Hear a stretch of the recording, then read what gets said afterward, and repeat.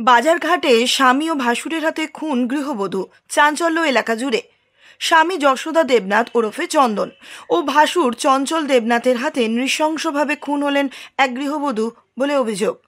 মর্মান্তিক এই ঘটনাটি ঘটেছে রাতাবাড়ি থানা এলাকাধীন বাজারঘাটের পলডহর পার্ট 2 এর কাইতলা গ্রামে। গোটা ঘটনায় বিষয়টি উল্লেখ করে রাতাবাড়ি থানায় এক এজাহার দায়ের করেছেন হতভাগ্য গৃহবধূ অরুন্ধতী নাথের মা মীনানাথ। এজাহারে মীনানাথ উল্লেখ করেন, প্রায় 6 বছর আগে হিন্দু রীতি অনুযায়ী পলডহরের যতীন্দ্র দেবনাথের দ্বিতীয় পুত্র যশোদা দেবনাথ চন্দনের সাথে তার দ্বিতীয় কন্যা অরুন্ধতীর বিয়ে হয়।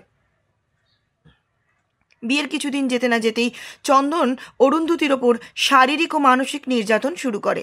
প্রতিদিন রাতে মদ্যপ অবস্থায় বাড়ি ফিরে নির্যাতন চালাতো অরুন্ধতীর ওপর। বাপের বাড়ি থেকে নগদ অর্থ ও যৌতুকের সামগ্রী নিয়ে আসার জন্য চাপ দিয়ে মারধর করত যশোদা দেবনাথ। বাধ্য হয়ে অরুন্ধতীর মা মীনানাথ মেয়ের সংসারের কথা চিন্তা করে বিয়ের 1 বছরের মাথায় ভাইয়ের কাছ থেকে এনে 1.5 লক্ষ টাকা মেয়ের জামাই ও ভাসুরকে প্রদান করে। এরই মধ্যে মেয়ের বিয়ের সময় প্রদত্ত সোনার গহনা সহ মূল্যবান সব সামগ্রী বিক্রি করে দেন জামাতা চন্দন, এমনটাই জানিয়েছেন মীনা। এজাহারে উল্লেখ করেছেন অরুন্ধতীর মা মীনানাথ।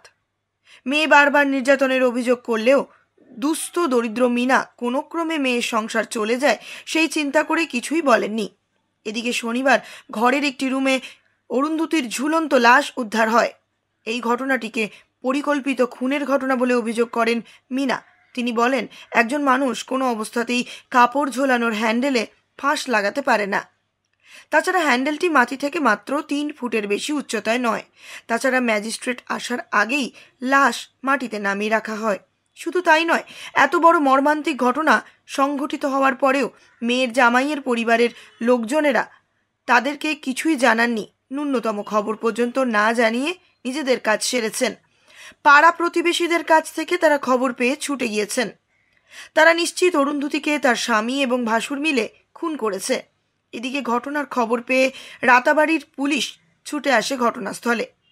বদরপুরের সার্কেল অফিসারের উপস্থিতিতে লাশ তুলে করিমগঞ্জ সিভিল হাসপাতালে ময়নাতদন্তের জন্য প্রেরণ করা হয়।